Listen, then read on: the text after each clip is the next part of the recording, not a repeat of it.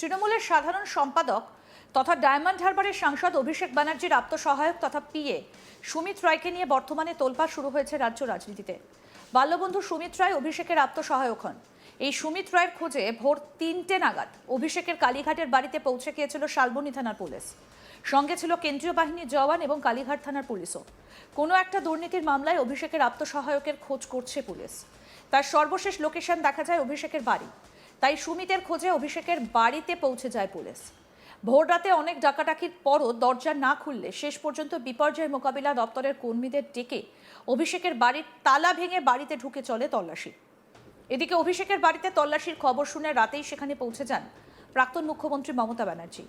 যদিও অভিষেকের বাড়ি থেকে খালি হাতেই ফিরতে হয় পুলিশকে। এই সুমিত রায়ের আপ্তসহায়ক হলেও খুবই প্রভাবশালী ছিলেন বলে জানা গিয়েছে। কার্যত সুমিত রায় নাকি অভিষেক ব্যানার্জিকে চালনা করতেন, তার কথাতেই নাকি ওঠা বসা করতেন অভিষেক। পুলিশের পোস্টিং থেকে বদলি সবই নাকি দেখতেন এই সুমিত রায়।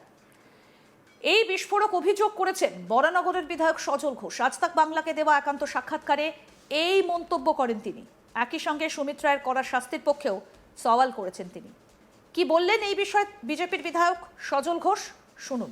সুমিত রায় তার যে পিএ ইতিমধ্যে লুক আউট নোটিশ জারি করেছে, তাকে খুঁজে পাওয়া যাচ্ছে। বলো না, ওটা ও পিএ নয়, ওই হচ্ছে প্র্যাকটিক্যালি মেন্টর।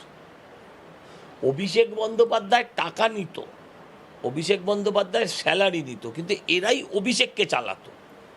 এটাই হচ্ছে মজা, এরাই অভিষেককে চালাতো। পুলিশের ট্রান্সফার, পুলিশের ব্যবস্থা, সমস্ত কিছু। অভিষেক কখন রাজনীতি করবে? গরু, কয়লা, জিম এইসব করার পর হ্যাঁ ও রাজনীতিটা করবে কখন? দিন তো সেই 24 ঘন্টারই হয়। তাহলে এদের কড়া শাস্তি হওয়া উচিত। একদম কড়া, মানে ভালো করে কড়ায় ভালো করে শেখা উচিত এদের। কিছুটা তেল দিয়ে কিছুটা বালিতে। কিন্তু এই সুমিত রায় কে? সূত্রের খবর অভিষেকের ছোটবেলার বন্ধু তথা আপ্তসহায়ক সুমিত রায় কিন্তু বেশ প্রভাবশালী ছিলেন। তার অনুমতি ছাড়া নাকি অভিষেক ব্যানার্জির সঙ্গে কেউ দেখা করার ছাড়পত্র পেতেন না।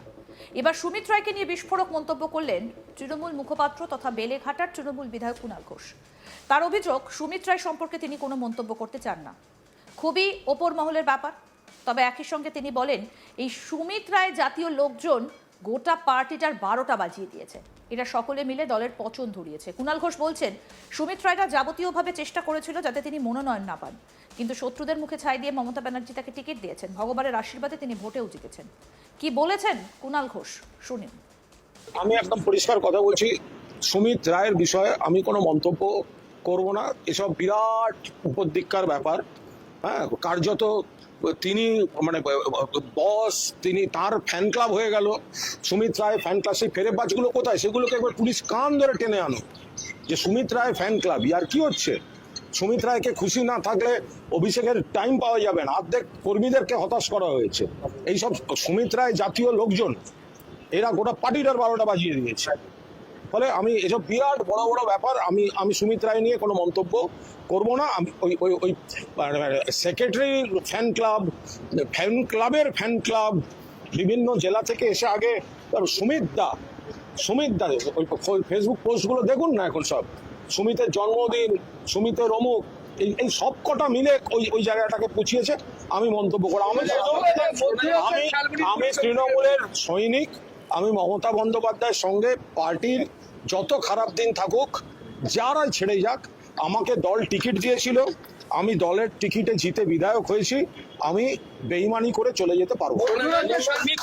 শোনা যায় সুমিত রায় তিনি নাকি নেতারা কখন কি আসবেন, পুলিশ কখন কি করবে, কার কোথায় যাবে তার সঙ্গে সুমিত রায় আমরা যেটুকু বুঝতে পেরেছি, আমরা তো কাছাকাছি বিশ্বাসীর তালিকায় ছিলাম না, এবং মানে একটা বড় অংশে আমার একটা সময় তো ক্যামাক স্ট্রিট আমার কাজকর্ম পছন্দ করতো না, আমিও ক্যামাক স্ট্রিটের অধিকাংশ কাজকর্ম পছন্দ করতাম না। তার জন্য আমি তেলও মারতে যাইনি, মানে আমার কোনো হয়নি। এবং এই সুমিত রায়রা ভেতরটা যাবতীয়ভাবে চেষ্টা করছিল যাতে আমি নমিনেশন না পাই। তো শত্রুর মুখে ছাই দিয়ে মমতা বন্দ্যোপাধ্যায় আমার নমিনেশন দিয়েছেন, এবং আমি ভগবানের আশীর্বাদে তৃণমূলের প্রার্থী হিসেবে জিতে গেছি। করতো না, আমি একটু স্পষ্ট বক্তা ছেলে। আমি অনেক আগে বলেছি তাপস রায় ভালো লোক, সুদীপ বন্দ্যোপাধ্যায় আমার মনে হয়েছে খারাপ। আজকে তো সেই কথাগুলোই দেখা যাচ্ছে। আর এই লোকগুলো মমতা দিকে ঘিরে রেখে আমার জীবনটাকে অপবাদ দিয়ে কয়লা করে দিয়েছিল। তারপরও কুণাল ঘোষ কিন্তু তৃণমূল ছেড়ে যায়। আগামীকাল এরা কত বড় বিপ্লবী, কত বড় বিপ্লবী এরা। দিদির ছবিটা পাশ থেকে সরিয়ে দিলে এদের আছে কি? তৃণমূলের টিকিটে জেতা, ভোট করেছে তৃণমূলের কর্মীরা, ভোট দিয়েছেন যারা মমতা বন্দ্যোপাধ্যায়কে ভোট দিতে চেয়েছেন। লড়াইটা হয়েছে তৃণমূল বনাম বিজেপি, বিজেপি বিরোধী ভোটাররা। এরা আজকে সেখানে গিয়ে বিজেপির পায়ে ধরতে যাচ্ছে, তাহলে ধরে নিতে হবে অন্য কিছু আছে। তৃণমূলের সাধারণ সম্পাদক তথা ডায়মন্ড হারবারের সাংসদ অভিষেক ব্যানার্জির আত্মসহায়ক তথা পিএ সুমিত রায়কে নিয়ে বর্তমানে একেবারে তোলপাড় শুরু হয়েছে রাজ্য রাজনীতিতে। বাল্যবন্ধু সুমিত রায় অভিষেকের আত্মসহায়ক হন। এই সুমিত রায়ের খোঁজে ভোর 3টে নাগাদ অভিষেকের কালীঘাটের বাড়িতে পৌঁছে গিয়েছিল শালবনী থানার পুলিশ। সঙ্গে ছিল কেন্দ্রীয় বাহিনীর জওয়ান এবং কালীঘাট থানার পুলিশও।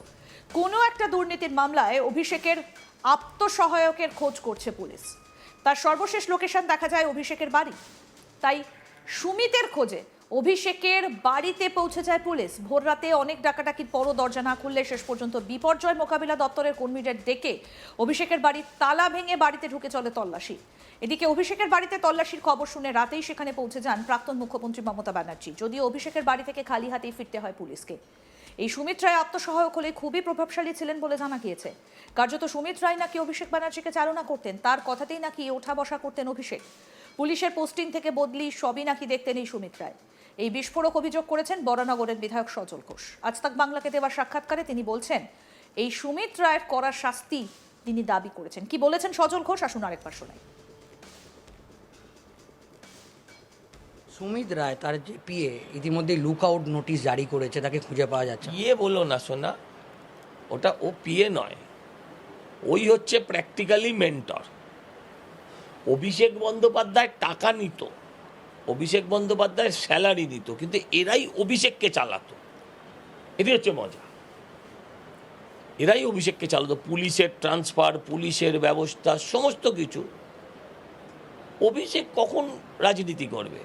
গরু, কয়লা, জিম এইসব করার পর হ্যাঁ ও রাজনীতিটা করবে কখন? দিন তো সেই 24 ঘন্টারই হয়। তাহলে এদের কড়া শাস্তি হওয়া উচিত। একদম কড়া, মানে ভালো করে কড়ায় ভালো করে শেখা উচিত এদের, কিছুটা তেল দিয়ে কিছুটা বালিতে।